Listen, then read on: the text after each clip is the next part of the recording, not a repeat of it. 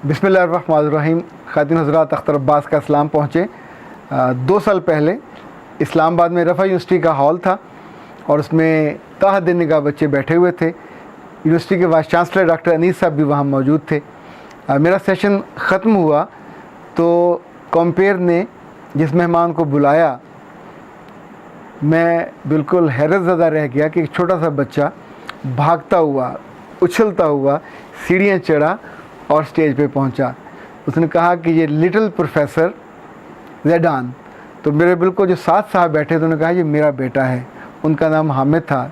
तो मैंने पूछा ये बच्चा कहाँ पढ़ता है? उसने कहा कहीं नहीं पढ़ता, ये मेरे स्कूल में पढ़ता है, मेरे घर में पढ़ता है, इसको मैं पढ़ाता हूँ।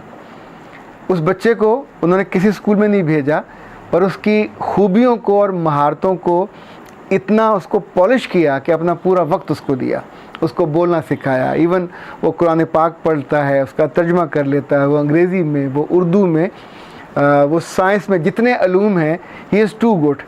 इसी तौर पे एक और बच्चा जो साफ़ी साहब का, उसका भी इन दोनों नाम काफ़ी चल रहा है।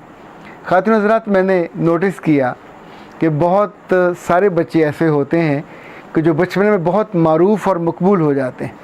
ये पाकिस्तान में भी हैं और दुनिया में भी होते हैं। दुनिया में अगर आपको याद हो तो होम अलोन जो सीरीज़ थी, जो उसका हीरो बच्चा था, 1 का, 2 का, 3 का, अजीब सा उसका नाम था, चिल्कन। उसको पैसे भी बहुत मिले और अपने वालिदैन के लिए वो परेशानी का बायस भी बहुत बना।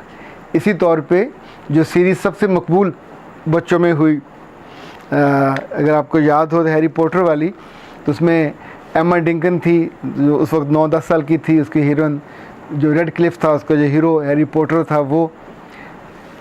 इसी तौर पे कितने ही मारूफ बच्चे जिन्होंने लाखों करोड़ों रुपया कमाया, जब तक वो बड़े हुए तो अपनी उस शोहरत को और उस महारत को कायम नहीं रख सके और आम तौर पे फिर वालिदैन के लिए और अपने लिए भी परेशानी और पशेमानी का बायस बने। तो मैंने सोचा कि आज उन महारतों पे बात की जाए कि जिनके बारे में अभी हाल ही में सेल्फ़ हेल्प पे हमारी एक किताब भी शाया हुई है, 6 महारतें जो आपको कामयाबी दिलाएं। ये तरबियत का ख़जाना, पर्सनैलिटी ग्रूमिंग, लड़कों के लिए भी और लड़कियों के लिए भी। बुनियादी तौर पर याद रखिएगा कि जो स्किल है, जो महारत है, ये एक ऐसा टूल है जो सारी उम्र आपको खुशी देता है, आपको आगे लेके जाता है, आपको दिलों में बसाता है, आपकी एक नई पहचान बनाता है।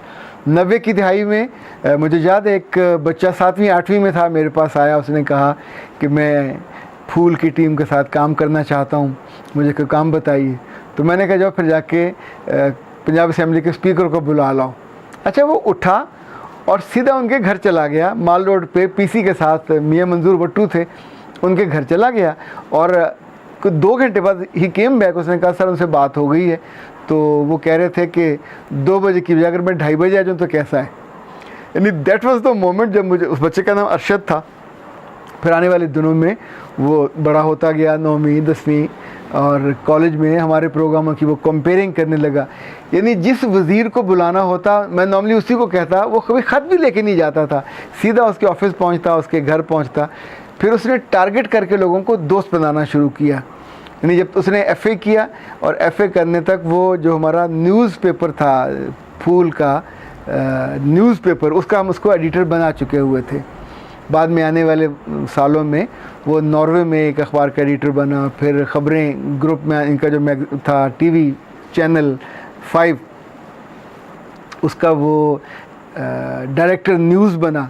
अच्छा, ये चूँकि मेरे सामने का, इसी तौर पे हमारा एक बच्चा होता था अजीम शौकत, ये गुजरांवाला से आता था। इसके वाले साहब सनलाइट में मैनेजर होते थे। ये अपनी वालदा के साथ आता था रेडियो पाकिस्तान के लिए। फिर माशाल्लाह इसने इतना अपने आप को ग्रूम किया कि हर प्रोग्राम की कंपेयरिंग सीखी। बाद में इसने MBA किया, उसी कॉलेज में CO के साथ उनका असिस्टेंट बना, फिर वहीं टीचर बना। पूरा वो करियर उसने बहुत इन्जॉय किया। फिर वो पानी के फील्ड में आया और इस पूरे रीजन में कंसल्टेंट बना। इंडिया भी गया, आजकल कनाडा है। तो अजीम ने अपनी महारत को, अपनी स्किल को इतना पॉलिश किया कि एक शोबे में वो पूरा, यूँ समझे आप, उसका नाम और इज़्ज़त और मुकाम और मर्तबा है। गाने वाले बच्चे सारी उम्र नहीं गा पाते, पर जो स्किल होती है आपकी, ये सारी उम्र आपके साथ रहती है। इस किताब में जिस स्किल का मैंने सबसे पहले ज़िक्र किया है वो आपको हैरान करेगी। वो कोई और नहीं है, वो दूसरों को कायल करने की स्किल है। यानी आप ज़िंदगी में छोटे हों, छोटे मुकाम पे हो, छोटे मर्तबे पे हो, जब बड़े मुकाम और मर्तबे पे, जब तक आप दूसरों को अपनी बात से मनवा नहीं लेते, कायल नहीं कर लेते, और आपको इवन टीचर आपसे कायल नहीं हो सकती, आपसे प्रिंसिपल कायल नहीं हो सकती, आपसे अपनी वालदा कायल नहीं हो सकती, बहन भाई कायल नहीं हो सकते, तो इस बात को भूल जाइए कि ज़िंदगी में आगे बढ़ के आप कोई काम भी कर पाएंगे, वो भी लीडिंग रोल वाला। दुनिया में या तो लीड किया जाता है या लीडर की पैरवी की जाती है। तो ये आपकी ये एबिलिटी तय करती है कि आप सारी उम्र फॉलो करोगे या सारी उम्र लोगों को लीड करोगे। डरने वाले, सहमने वाले, शर्माने वाले, घबराने वाले, ये कभी लीडर नहीं बन पाते। लीडर के माथे पे नहीं लिखा होता, लीडर के घोड़े पे भी नहीं लिखा होता, उसकी गाड़ी पे भी नहीं लिखा होता, पर जब वो बात करता है, जब वो आपके साथ आई कांटेक्ट करता है, जिस तरह आपको वो कायल करता है, वो लड़की, वो लड़का, जिस कमिटमेंट के साथ, जिस मजबूती के साथ, जिस खूबसूरती के साथ वो अपनी बात को आपके आँखों के ज़रिए आपके दिल तक पहुँचाता है और मनवाता है, वो चाहे मुकर्रर हो, चाहे वो राइटर हो, चाहे वो सिंपल बात करने वाला हो। सो अपने बच्चों को तो आप सिखाएं तो सिखाएं, ख़ुद भी सीखिए कि सबसे जो बड़ी खूबी मानी जाती, सबसे जो बड़ा स्किल माना जाता है दुनिया में, वो जो मेरे एतबार से ये मैंने ये जो मनवाना और कायल करना है, ये आपको बाकी लोगों से बहुत मुमय्यज़ और मुमताज़ कर देता है।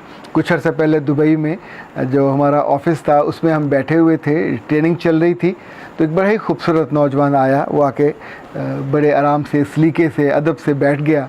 उसने पूरी ट्रेनिंग में हिस्सा लिया और चूँकि बात बहुत वो ढंग से करता था, तो मैंने उसको 2-3 दफ़ा बाकायदा बुला के मौका दिया कि अब अपने तजर्बे को शेयर करे। जब हमारा सेशन ख़त्म हुआ और उससे तफसीली तारुफ़ हुआ तो पता चला कि वो बाइनरी टावर्स में, उसमें 19वें जो पूरा फ्लोर था, उसमें 200 दफ्तरों का मालिक था। And he was 23 years old, Kashmiri नौजवान था, यंग बॉय, इतनी शानदार गाड़ी उसके पास। तो उसने कहा सिर्फ एक फ्लोर नहीं, एक नीचे फ्लोर है, वो भी मेरे पास है, और मुझे यंग एंटरप्रेन्योर का दुबई में अभी अवार्ड भी मिला। और वो चूँकि रियल स्टेट में था तो उसको गवर्नमेंट बाकायदा फैसिलिटेट करती थी। 23-24 साल की उम्र में, चले 25 साल की उम्र में, आप सोचिए कि जिस वो मुकाम और मर्तबे पे खड़ा था, लोग 70 साल की उम्र में भी नहीं पहुंच पाते।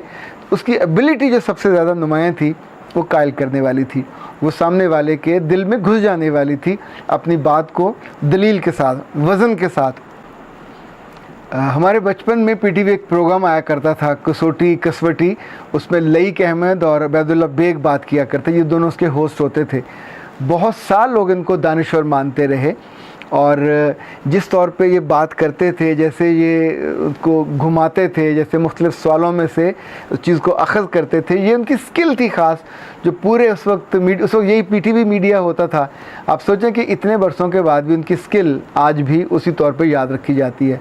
वो चाहे तारिक अज़ीज़ हों, वो क्रैशपुर हों या अज़ीम सरवर हों, उनकी जो आवाज़ों का ज़िरुबम है, वो जो लहजा है। हमारे यहाँ बहुत ही खूबसूरत दीनी स्कॉलर होते थे बोलने वाले, शाह बलीगुद्दीन, क्या उम्दा स्टाइल उनका होता था, ये भी उनकी स्किल थी। इसी तौर पे शोरश कश्मीरी थे, उनकी तकरीर उनका था, स्किल था। मौलाना ज़फ़र अली खां थे, वो बहुत उम्दा एडिटर थे, लिखना उनकी स्किल थी। मुख्तार मसूद साहब, उनकी लिखना स्किल थी। मुश्ताक यूसुफ साहब, उनकी लिखना स्किल थी। सदीक सालिक साहब, उनकी लिखना स्किल थी। ज़मीर जाफ़री साहब, उनकी लिखना स्किल थी। आप सोचिए कि जो लिखेगा वो कैसे लिखेगा, अगर वो पढ़ेगा नहीं तो लिख नहीं सकेगा। सो जिसको गालिब रहना है लफ्ज़ों की दुनिया में, उसको पढ़ना है, और ये एक दूसरी स्किल है। अब्बास को इजाज़त दीजिए। अस्सलाम वालेकुम।